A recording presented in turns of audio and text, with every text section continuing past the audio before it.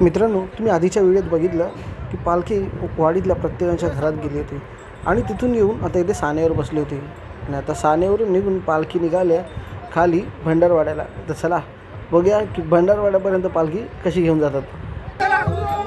गेली पालखी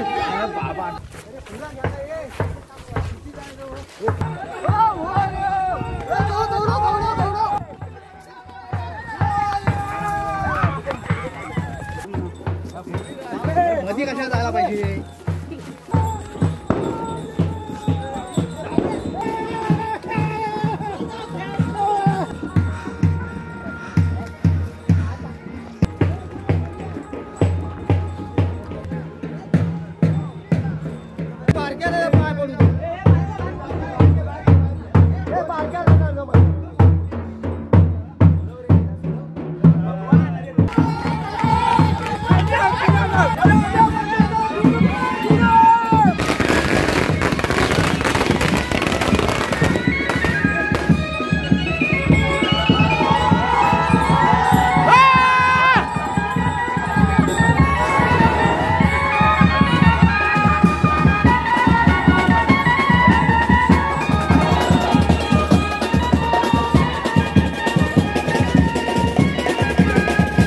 देवीची पालखी जेव्हा एका वाडीकडून दुसऱ्या वाडीकडे स्वाधीन केली जाते त्यावेळेला सर्व देवांचे दागिने मोजले जातात।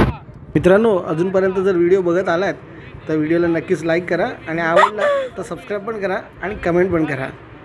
पालखी आता थोड्याच वेळात मांडावर पोहोचणार आहे आणि त्यानंतर सुरू होणार आहे आपल्या कोकणातील पारंपरिक नमन। तर नमन बघायचं आहे तर लवकरच आपल्या चॅनलला सबस्क्राईब करा, कारण या पुढचा व्हिडिओ आहे तो म्हणजे नमन।